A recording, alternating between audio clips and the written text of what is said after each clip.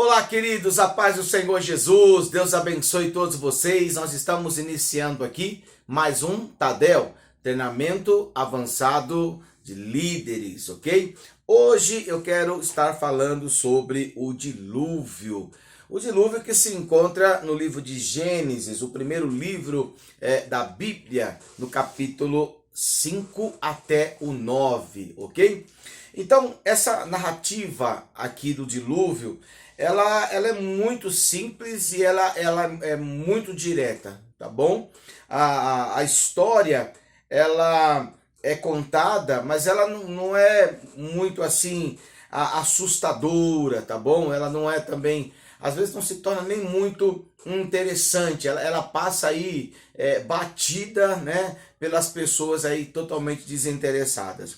Mas aqui, nessa passagem do dilúvio, mostra a redenção, tá bom? Você sabe que essa palavra redenção significa pagar o preço por, tá? E é o nome aí do nosso ministério, tá? Então, esse dilúvio, essa passagem aqui, fala sobre a redenção do Senhor, né? Deus querendo realmente salvar aqueles que estavam ali perdidos e sentenciados a viverem eternamente longe dele, tá bom? Bom, o que estava acontecendo naquele momento lá do dilúvio? Vamos começar a explicar aqui. A primeira coisa, o mal estava crescendo de uma forma desenfreada, tá bom? Então, estava aumentando muito. Outra coisa que estava acontecendo, né, conforme esse mal estava ali crescendo, existia aí essa possibilidade das coisas boas, tá bom, desaparecerem. Infelizmente é assim, né? O mal tem essa tendência de influenciar, e aí você vai ver algumas pessoas, eu estou falando de pessoas que queriam ter atitudes corretas, mas não podiam por causa da influência. A maioria estava influenciado a praticar o mal, tá bom? Outra coisa que eu queria falar aqui é que no meio de todo aquela prática ali de perversidade, havia um homem ali, um homem justo, e o nome desse homem é Noé. Então, Deus tem agora uma posição de mandar esse dilúvio para fazer o quê? Para restaurar, né, a terra a qual ele havia criado. Você já sabe que Deus criou os céus e a terra. Porém, nessa terra agora, você vai ver que aqueles habitantes, eles não estão buscando a Deus, eles não estão buscando praticar as coisas de Deus, eles estão andando pela sua própria vontade. O livro de Gênesis, no capítulo 6 e no verso 5, está dizendo o seguinte: viu o Senhor que a maldade do homem se havia multiplicado na terra. Parece mais ou menos com os dias de hoje, tá? E que era continuamente mal todo o desígnio do seu coração. Gente, vamos entender isso. Tudo que o homem fazia naquela época era maldade. Tudo que ele praticava estava fora da vontade de Deus, daquilo que Deus realmente é. É mais ou menos para você entender. Quando você tem um filho, você tem uma filha, e aí você quer ensinar coisas boas, coisas corretas para os seus filhos. E aí os seus filhos começam a praticar coisas totalmente erradas. Ok? É mais ou menos isso, porque a história da Bíblia fala exatamente isso, do Criador, que é um pai, e querendo se relacionar com a sua criatura, que são os seus filhos.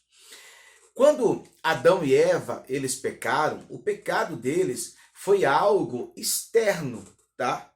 Tá bom? Grava isso. Quando Adão e Eva pecaram, o pecado deles foi algo externo, foi uma atitude. Eles pegaram do fruto, eles comeram desse fruto e automaticamente eles começaram a sentir vergonha, se viram nus e resolveram se esconder de Deus.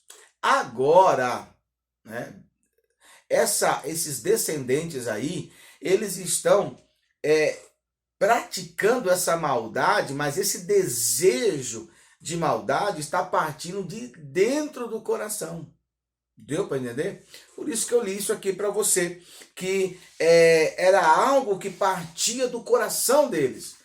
Gente, isso era uma coisa realmente muito triste e uma coisa realmente muito maligna, ok? Não existia bondade no coração das pessoas, não existia misericórdia no coração das pessoas, ok? Deu para você entender como é que estava aquelas pessoas na época do dilúvio?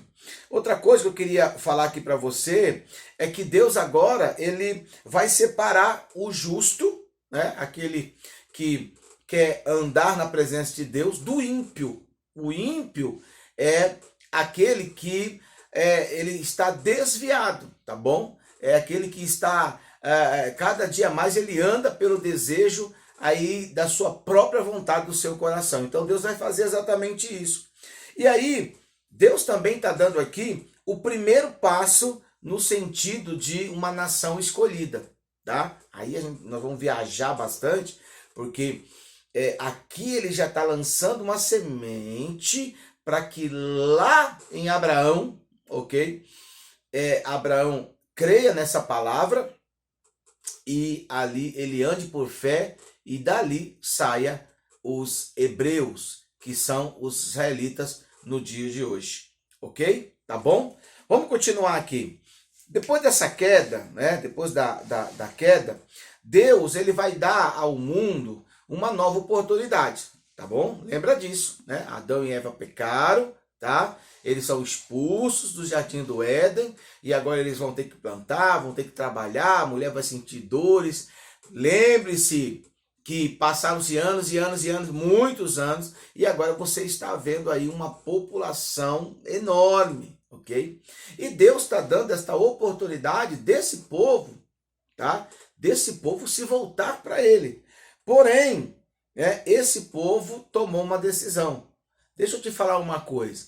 O ser humano ele tem o livre-arbítrio de escolher buscar a Deus ou de escolher se afastar de Deus.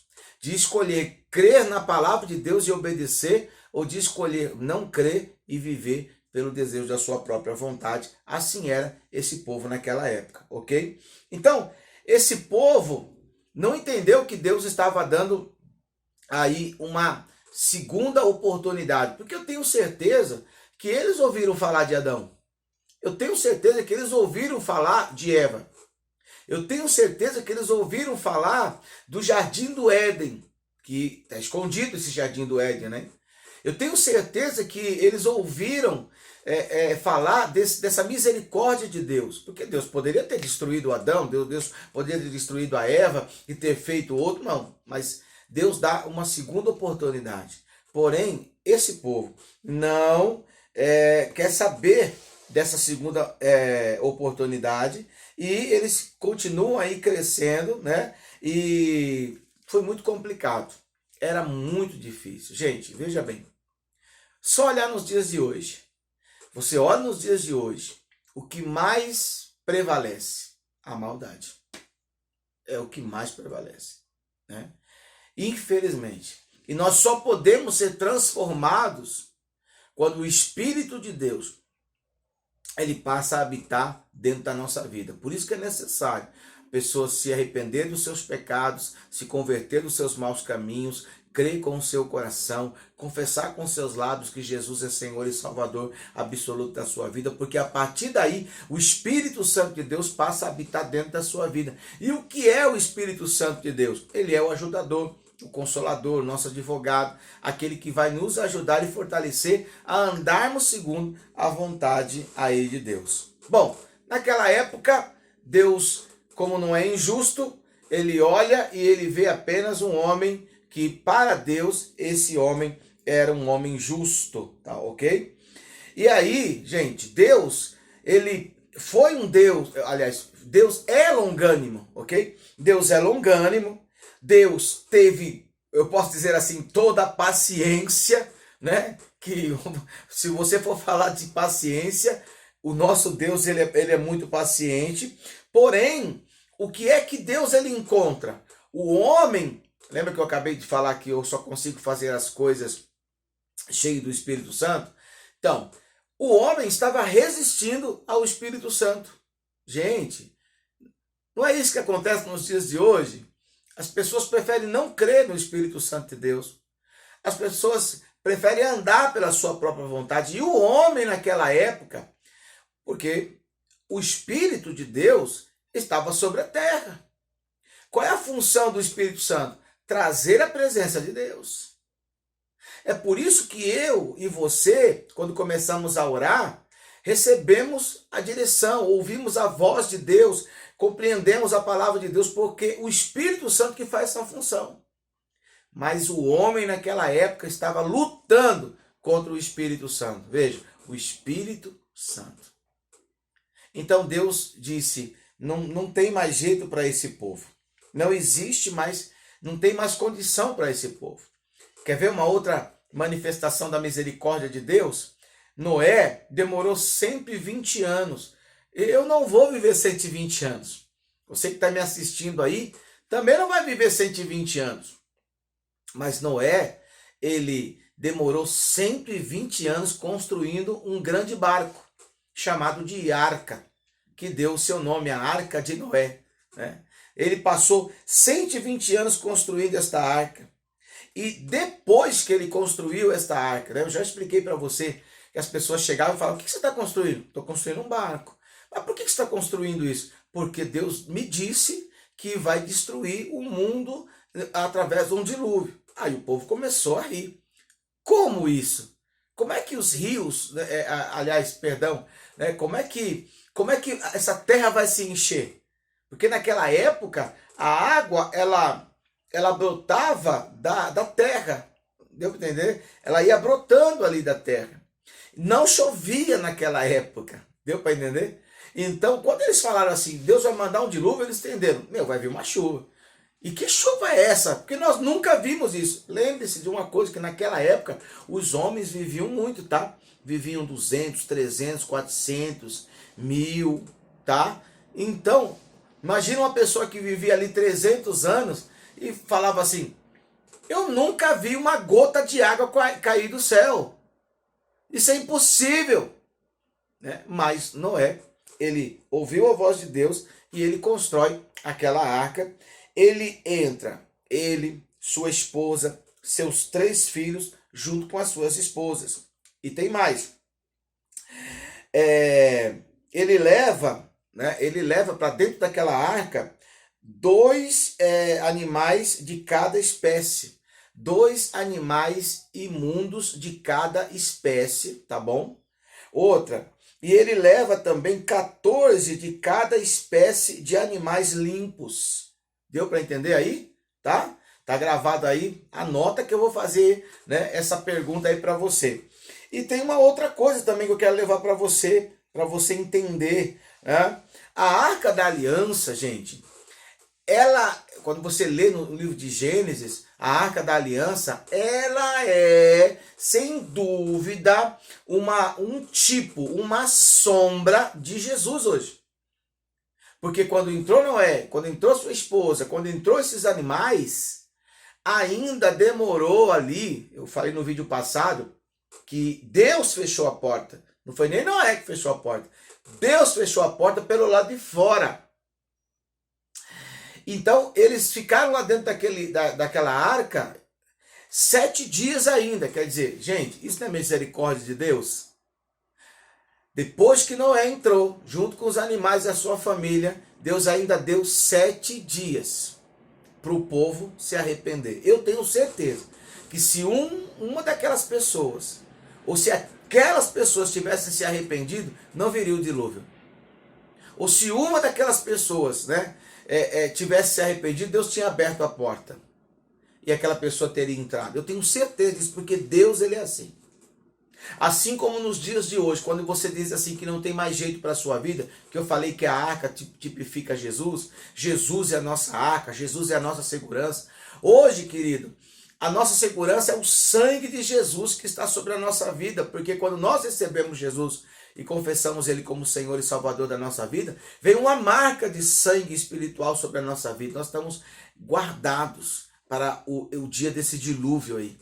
Nós estamos, não é um dilúvio de chuva, tá? é o dia do arrebatamento, nós estamos guardados para esse dia. Porque o nosso nome, segundo a Bíblia diz, está escrito no livro da vida, tá bom? Então veja bem, querido, que Deus ele foi muito misericordioso, né? Durante 7 dias, Noé fica lá dentro com a sua família, mas o povo recusou. Isso está escrito lá em Gênesis, capítulo 6 e no capítulo 7. É bom que você leia, né, para você aprender. Então, eles decidiram ficar na continuidade dos seus erros, né?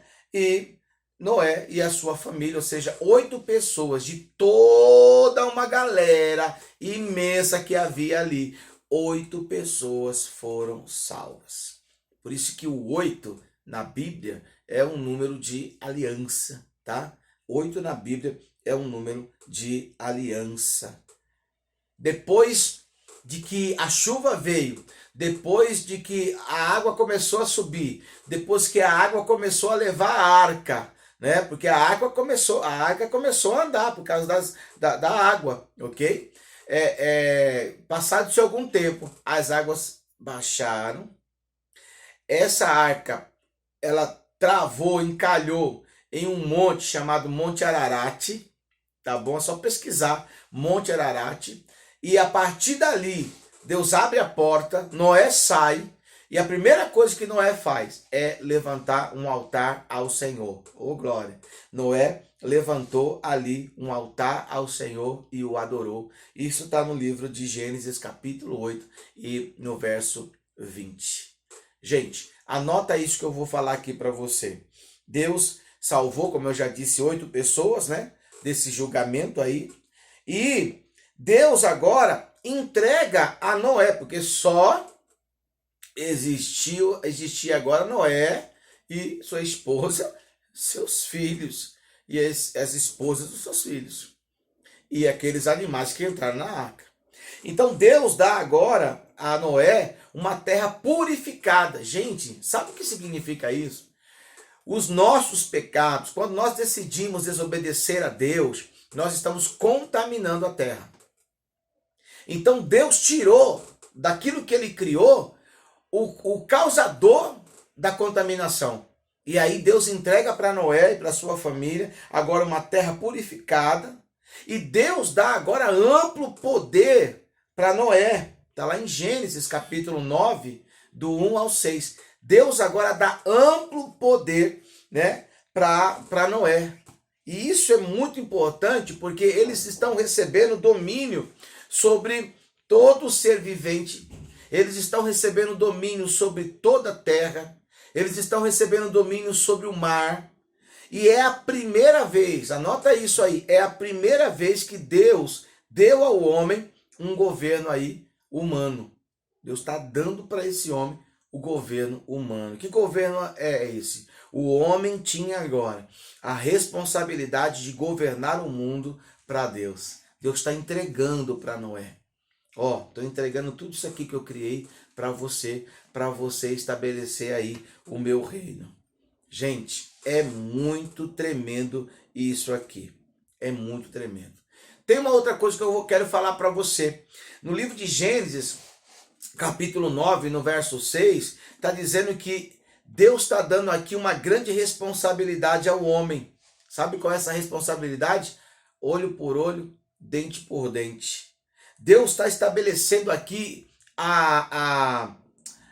como se diz, aquela pena, a pena capital. Ou seja, se alguém matasse, então aquele que matou tinha que morrer. Deus está dando isso para o homem. E isso é muito interessante, porque Deus nunca mudou isso. Ele nunca estabeleceu uma outra coisa em cima dos outros governos, tá bom? Por exemplo, hoje você vê países que têm a prisão perpétua. Deus não estabeleceu isso, não. O que Deus estabeleceu na Bíblia é exatamente isso. Matou? Então, olho por olho. É isso que acontecia. Ainda bem que eu e você não vivíamos naquela época, ok? Querido, tá aí algumas coisas que eu tô deixando aqui para vocês, né, como um grande ensino, né, e crescimento aí para a sua vida, tá? Tem muita outra coisa que eu poderia estar dizendo, mas não convém. Eu quero só mostrar para vocês aqui, não sei se eu consigo mostrar, ó, tá vendo aqui? Isso daqui, ó, terras bíblicas, tá vendo? Então, todo esse acontecimento que eu estou dizendo aí para vocês, do dilúvio e tal, ó, vê aqui em cima é o Monte Ararat, tá? E aqui tem um desenhozinho de uma arca, porque é onde a arca ela travou quando a água baixou. Tá vendo aqui, ó? Aqui é onde se diz, né, pela Bíblia, que está o Jardim do Éden, tá bom? E aí você tá vendo aí, ó, a Arábia, você tá vendo aqui Canaã, né? Deixa eu ver mais, você tá vendo aqui o Egito, né? Você tá vendo essas coisas todas aí, ó. Então, gente, deixa eu falar, isso daqui, ó, que eu vou mostrar para vocês, esses riscos aqui que eu tô mostrando, são os rios. Lá no livro de Gênesis, no começo, está dizendo que Deus criou exatamente esses rios, ó. Tá dando aí para você ver? Deus criou esses rios aí, tá? E aí deixa eu falar para você, ó, aqui, ó, olha, vamos estudar semana que vem, vamos estudar sobre a Babilônia. Então veja, essas terras aqui, elas existem, tá, gente? Ok? Essas terras não são terras que nós estamos aí inventando, tá? Elas são reais, elas são verdadeiras. Sabe onde é essa terra hoje? Essa é uma pergunta para você. Sabe aonde é essa terra hoje? Essa terra se chama a terra do Iraque, ok? Aonde tem ali a Mesopotâmia, né? E é ali que estão os arqueólogos, né, fazendo aí escavações e descobrindo dia após dia mais e mais provas de que o dilúvio aconteceu, de que existiam povos antediluviano, entendeu? Ou antes do dilúvio, né? Para ficar melhor aí para vocês. Foi descoberto um jarro, um vaso, em que nesse vaso continha 12 nomes de reis que existiam antes do dilúvio. Dá para você entender que existia realmente nações, povos numerosos, pessoas que eram muito inteligentes. Só faltava para eles essa sabedoria de Deus, a qual eles mesmos escolheram não buscar. Eles decidiram andar pela sua própria vontade. Hoje, através desses arqueólogos, eles conseguem provar nomes de reis, nomes de cidades e muitas outras coisas que as pessoas costumam dizer, não, isso é coisa da Bíblia, isso alguém escreveu, isso alguém resolveu colocar. Não, a Bíblia dá nome de reis, a Bíblia dá nome de cidades, a Bíblia dá nome de povos, e eles estão descobrindo todos esses nomes. Isso nos leva a entender que aquilo que você está lendo é algo verdadeiro. E a Bíblia diz, conhecereis a verdade e a verdade vos libertará. A Bíblia não é uma história inventada. A Bíblia, ela é a revelação do amor de Deus. Quando Deus vê que o homem estava sem ele, mais uma vez ele vem e ele cria ali um meio pelo qual esse homem pode se aproximar dele. Deu para você entender? E mais uma vez, você vê no livro de Gênesis, né, o primeiro livro da Bíblia, você vê no livro de Gênesis a manifestação do amor de Deus, quando ele manda construir uma arca. E aquela arca, quem estava... Hoje, quando você olha, você fica imaginando, né? Se você estivesse naquele tempo, você ia dizer, isso é um barco. Mas para que serve esse barco? Né? Mas hoje, lendo a Bíblia, você entende. Aquele barco tipifica Jesus. Para que serve aquele barco? Para salvar aqueles que creem. Do que? Da destruição. Assim como Noé e a sua família foram salvos e aqueles animais também. Hoje você pode perguntar assim, para que eu tenho que receber Jesus? Para que eu tenho que ter Jesus como Senhor e Salvador da minha vida? Para que isso? Aí eu digo a mesma coisa. Para que você seja salvo. Para que você esteja seguro. Para que quando a morte vir, ela não tenha poder nem autoridade sobre a sua vida. Glória a Deus por isso. Amém? Eu deixo aqui para você mais esse ensino, que isso sirva de crescimento e edificação para a sua vida. Um forte abraço. Deus te abençoe. Tchau, tchau.